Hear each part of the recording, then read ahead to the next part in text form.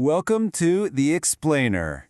You know, there's one crop that just keeps giving back, getting sweeter and stronger every single year. Yep, we're talking about strawberries. And there's so much more than just a fruit. Think of them as a foundation, that sweet spot that can anchor your entire garden. And this quote, it just nails it, doesn't it? For so many of us, it's true. It's not just about the food, it's that feeling. You know, a warm summer morning, a basket that's just overflowing. It's literally the taste of sunshine. It plugs us right back into those seasons and those memories. And here's the best part. They're actually way easier to grow than you might think. You just need to know a few of their secrets. And that's what we're going to do today. We're going to walk you through setting up a patch that will pay you back big time, season after season. Okay, so let's get our hands dirty. When you're talking about long-term strawberry success, it really just boils down to two things. Two big decisions you got to get right from the very beginning.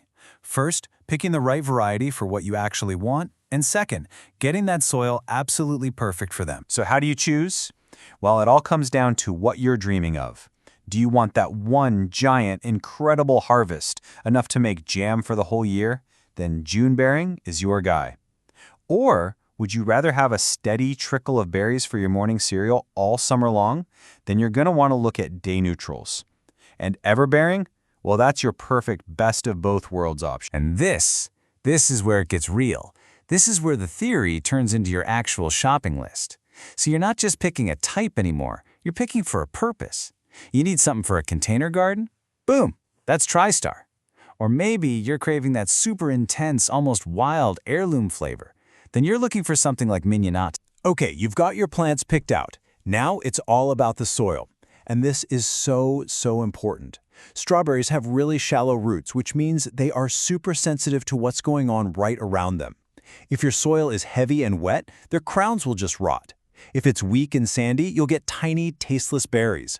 I'm telling you, nailing this checklist right here is the secret sauce to avoiding weak plants from the get-go. All right. Let's move on to actually getting these things in the ground. We'll go through the basic steps, but then I'm going to share the one counterintuitive pro tip, the one thing you can do in that first year that will absolutely guarantee massive harvest for years. So when you get your bare root strawberries, they're going to look kind of funny, just a bundle of roots connected to this little woody nub. That nub is the crown, and it's everything.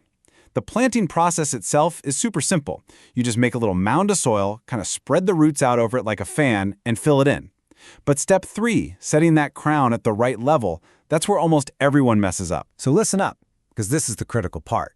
You have to get the depth of that crown just right. See that spot where the roots meet the stem? That needs to be sitting perfectly level with the soil. If you plant it too deep, the whole thing will just rot. Too shallow, and the roots dry out and the plant dies. This one tiny little detail is the #1 reason new strawberry patches fail.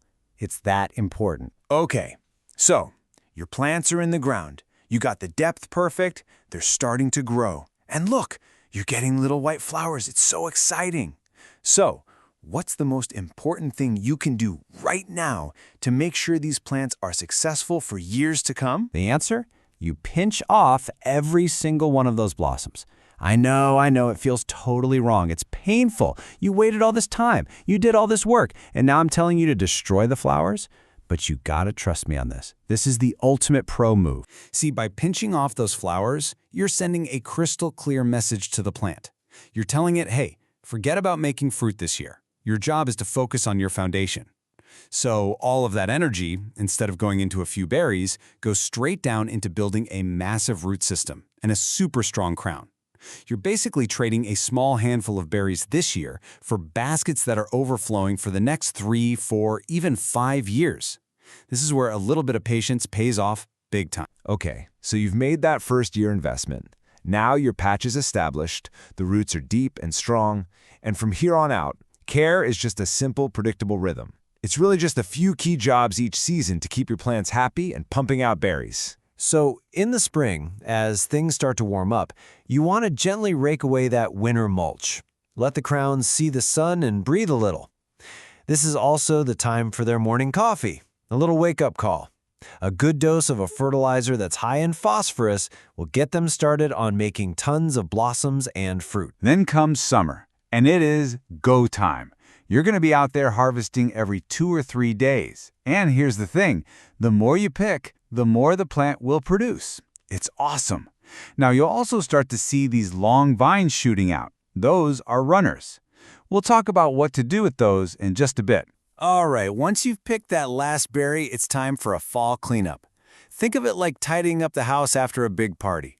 You're going to want to cut back any dead leaves and thin out any spots that have gotten way too crowded. This little renovation is so important for preventing disease and making sure you get good airflow for next year's growth. And finally, winter. This is all about tucking your plants in for a long nap. Now, wait until after the first hard freeze. Then you'll cover the whole bed with a nice, thick blanket of straw, like 4 to 6 inches deep. And here's the surprising part. You're not trying to keep them warm. You're actually trying to keep them frozen solid so they don't get damaged by those weird warm spells and refreezes. Okay, we've put in the work, we've followed the seasons, and now we get to the absolute best part, the reward, the harvest. So let's talk about how to pick for the absolute best flavor, how to troubleshoot the little problems that pop up, and how to tap into the plant's own generosity to get free strawberries. A few little tricks here make a huge difference. 1, always harvest in the cool of the morning. That's when the sugars are at their peak. 2, make sure the berry is red all the way to the top. They do not ripen after you pick them. And 3, don't yank the berry. Pinch or snip the little green stem right above it. It prevents bruising and they'll last so much longer. Look, sooner or later, you're going to run into an issue. It happens, but you can be a strawberry detective. It's just a matter of reading the clues. Are your berries really small? The patch is probably overcrowded. Seeing yellow leaves? That's often a sign of too much water or not enough nitrogen. And that fuzzy gray mold? That's telling you the plants need better airflow. It's all about turning that "oh no" moment into a calm, "okay, I know what to do" plan. And what about pests? Well, when it comes to pests, the best offense is a really good defense. You don't want to be reacting to problems. You want to build a healthy system that resists them from the start. We're talking simple things, like using that strong mulch we talked about, taking a minute each week to check under the leaves, and even planting things like garlic nearby. It's all about deterring pests before they even get a chance. Hey, remember earlier I called strawberries generous? Well, this is exactly what I was talking about. You'll see these long vines starting to snake out from the main plant. Those are called runners. And at the end of each one, poof, a brand new little daughter plant forms. It's an exact clone of the parent. This is the plant's magic trick for making more of itself, which means an endless supply of free strawberries for you. But all that generosity can get a little wild if you don't manage it. So you're the boss. Remember year 1? Your job is to snip off all the runners. Force that energy into the main plant. But in the years after that, you get to decide. Want to expand your patch? Just pin a few of the healthiest looking runners into the soil and let them root. Want to keep things tidy? Snip off the rest to stop the patch from getting overcrowded. This is how you take what could be chaos and turn it into a perfectly balanced, self-renewing strawberry machine. And really, that's the heart of it all. You don't need to have a perfect garden. You just need a good plan and a little bit of persistence. The great thing about strawberries is they're forgiving, and as we've seen, they are so generous.